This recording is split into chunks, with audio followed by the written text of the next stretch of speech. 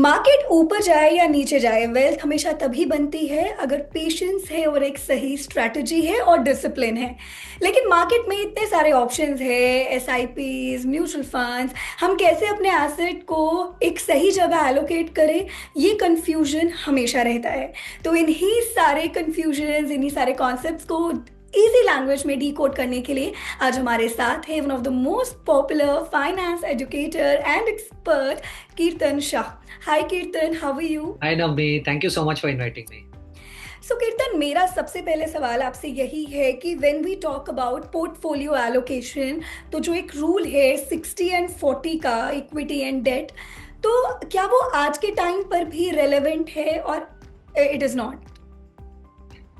Actually मुझे ऐसा लग रहा है 60-40 रूल इंडिया में कभी रेलिवेंट था ही नहीं and I tell you why. क्योंकि अगर आप देखें, आज मान लीजिए आप एक कॉर्पोरेट एम्प्लॉय है, तो फॉर्चुनेटली अनफॉर्चुनेटली आपका बहुत सारा पैसा ईपीएफ एम्प्लॉय प्रोविडेंट फंड में ऑलरेडी कट जाता है। बहुत सारे लोग वीपीएफ वॉलंटरी प्रोविडेंट फंड में उसके ऊपर पैसा निवेश करते हैं।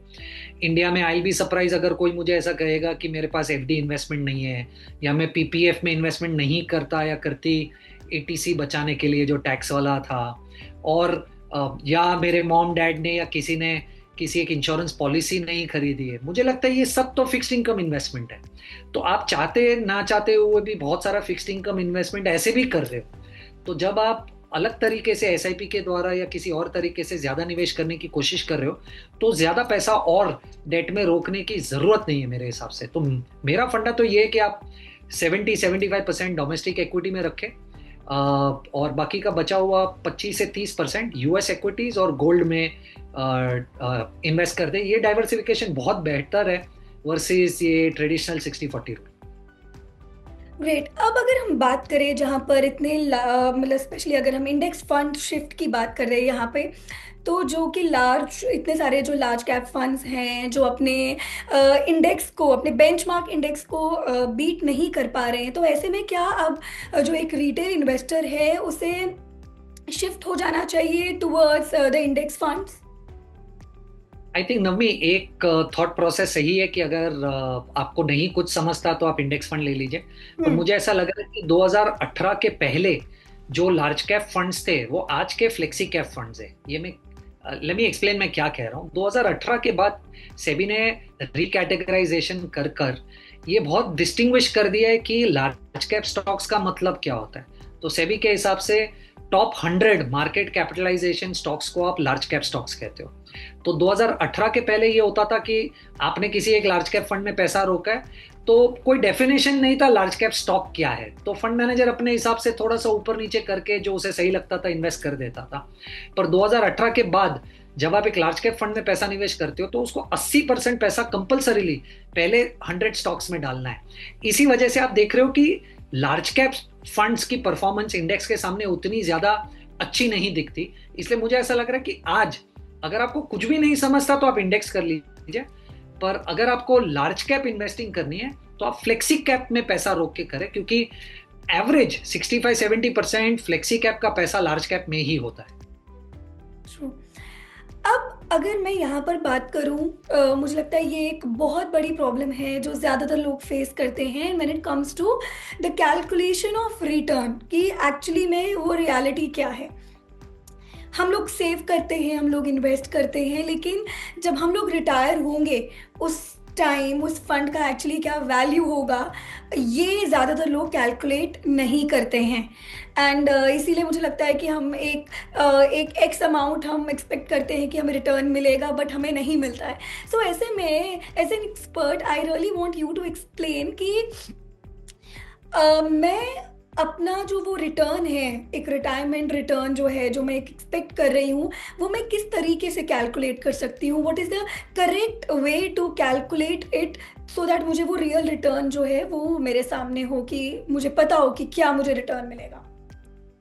देखिए, मेरा थॉट दो हिस्सों में देता हूँ। पहला तो मुझे ऐसा लग रहा है कि अगर आपके पास लंबा समय है रिटायरमेंट के लिए और ये पैसा आप इक्विटी में निवेश करने वाले हो, तो 12% से ज़्यादा की एक्सपेक्टेशन रखना is not the right thing to do. और मान लीजिए रिटायरमेंट पे, क्योंकि आप रिटायर हो जाओगे उसके बाद आप कंटिन्यू नहीं कर पाओगे इक्विटी फंड्स में उसकी वॉलेटिलिटी की वजह से, तो आपको एक टैक्सेशन एंगल भी कंसिडर करना पड़ेगा। तो अगर मैं 12% पे थोड़ा सा टैक्स एंगल भी कंसिडर कर लूँ तो आपको 10-10.5% का रिटर्न लेकर ही कैलकुलेशंस करनी चाहिए। तो मान लीजिए आप अगर 10,000 रुपए की एसआईपी कर रहे हैं, जनरली लोग 12% पे कैलकुलेशन करते हैं, पर मुझे ऐसा लग रहा है 10-10.5% पे अगर आप कैलकुलेट करें अगले 20-25 सालों में कितना पैसा बनेगा तो वो एक फेयर नंबर होगा, वन।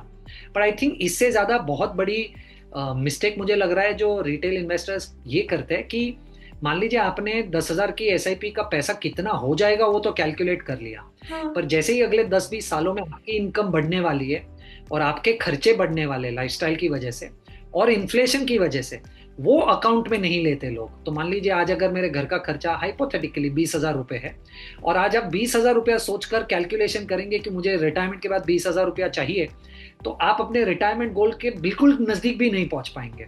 क्योंकि अगर 20,000 रुपए का आज का मेरा खर्चा है और 6% का इन्फ्लेशन है, तो शायद 20 साल बाद ये खर्चा ही 60-70 हज़ार रुपया पर महीना हो जाएगा। तो अगर आप इन्फ्लेशन और इंटरेस्ट रेट दोनों को कंबाइन करके एक सिंपल कैलकुलेशन करना चाहते हैं तो मुझे ऐसा लग रहा है कि 4% रिटर्न पर कैलकुलेट कीजिए। इसका मतलब कि अगर आप 25,000 रुपए की एसआईपी करेंगे तो आपको मोटा मोटा 10-10.5% रिटर्न मिलेगा, 6% इन्फ्लेशन है। तो अगर आपका 25,000 का घर का खर्चा और 25,000 दूसरा सेव करने की कोशिश कर रहे हैं तो 4% पर रिटर्न कैलकुलेट करके आपको जो फ्यूचर वैल्यू आती है वो आपकी सही फ्यूचर वैल्यू है in terms of what you will get and it will be worth then.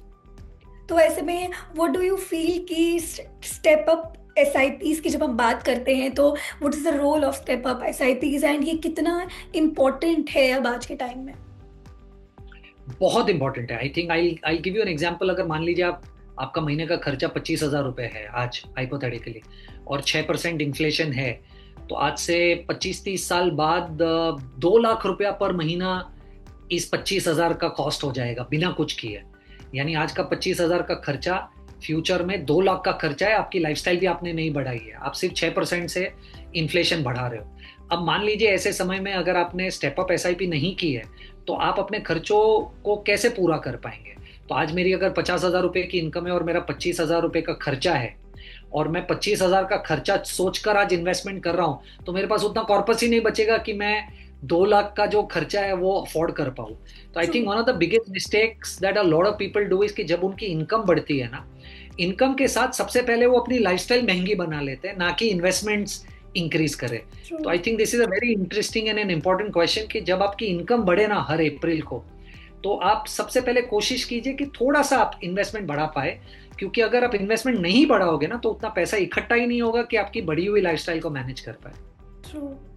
Now because we are talking about investments यहाँ पर, सो जब से टैक्स रूल्स चेंज हुए हैं अब, तो जब हम अपनी ट्रेडिशनल एफडी की बात करते हैं और फिर हम डेट म्यूचुअल फंड्स की बात करते हैं, तो अब ज़्यादा बेहतर क्या है? अगर मैं साल 2026 की बात करूं, with new tax rules, with so many changes, तो व्हाट डू यू रेकमेंड? तो इस समय एक नॉर्मल इन्वेस्टर, एक आम इन्वेस्टर के लिए वो ज़्यादा फायदेमंद या ज़्यादा सही क्या होगा ऑप्शन? देखिए, अभी पहले जो डेट फंड्स में हमें टैक्स में एडवांटेज मिलता था इंडेक्सेशन वाला, वो तो चला गया है। तो अभी आज डेट म्यूचुअल फंड का टैक्सेशन एग्जैक्टली एफडी के टैक्सेशन जैसा है। अब एफडी में एक ही बेनिफिट है मेरे हिसाब से, वो ये है कि आपको एक गारंटीड रिटर्न मिलता है। तो अगर आप बैंक में आज जाओगे और बैंक आपको कह रहा है कि 6.5% दूंगा, तो बैंक आपको 6.5% देगा। डेट म्यूचुअल फंड में वो अवेलेबल नहीं है, यानी पॉसिबल नहीं है कि आज आप पैसा रोको के तो आज आपको पता चलेगा कि एग्जैक्टली कितना पैसा मिलेगा 2 साल बाद।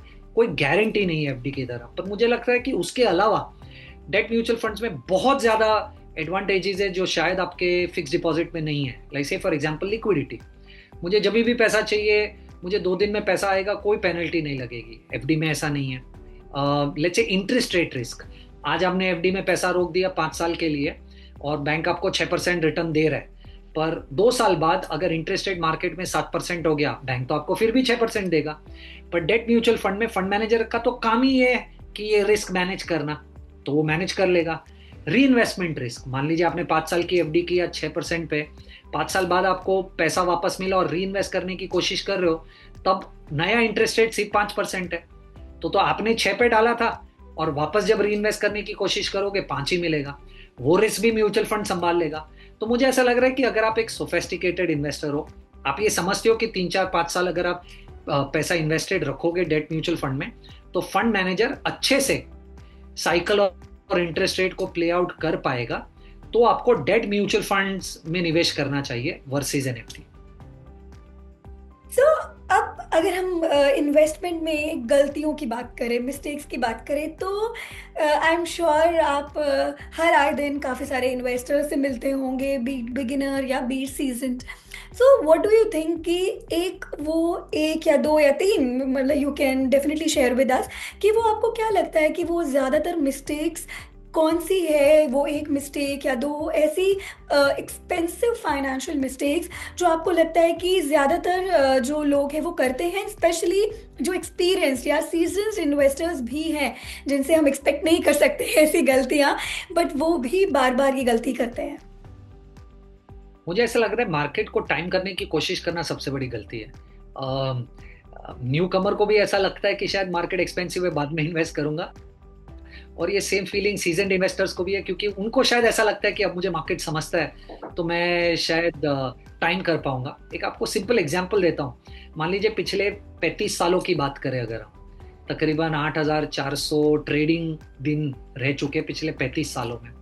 अगर पिछले 35 सालों में आपने 1 लाख रुपया निवेश किया होता, तो एक्चुअल डेटा दे रहा हूँ, तो एक्चुअल रिटर्न आपको 1990 से लेके 2025 तक आपका लाख रुपया जो 1990 में इन्वेस्ट हुआ था, वो 2025 में तकरीबन 3,05,00,000 हो जाता।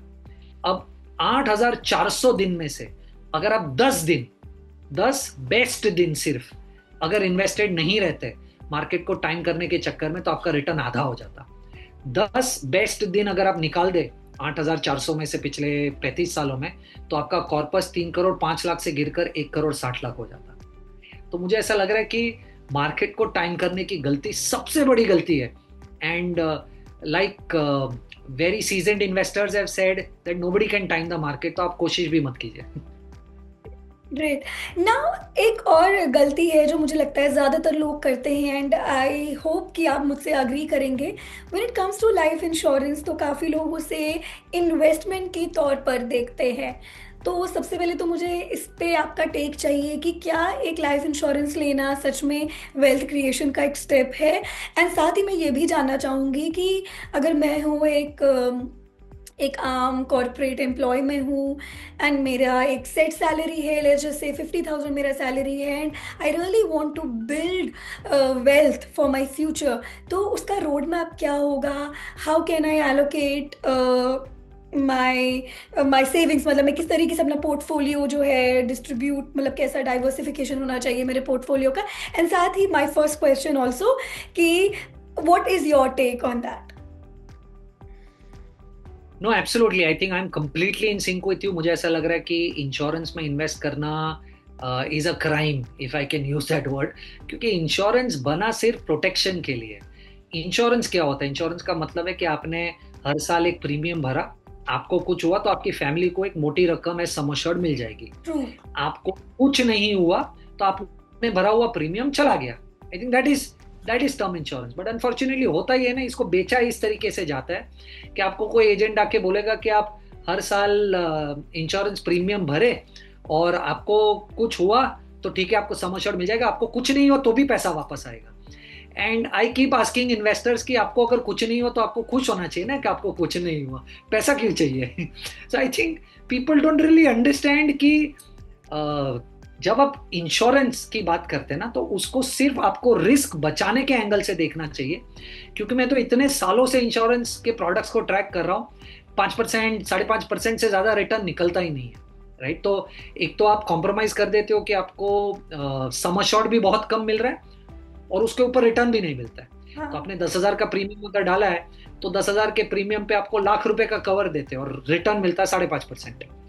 आप वही 10,000 के कवर में आप 1 करोड़ तक का सम एश्योर्ड ले सकते हो अगर आप टर्म इंश्योरेंस लोगे तो मुझे लग रहा है कि इन्वेस्टमेंट की तरीके से इंश्योरेंस को देखना डेफिनेटली एक क्राइम है।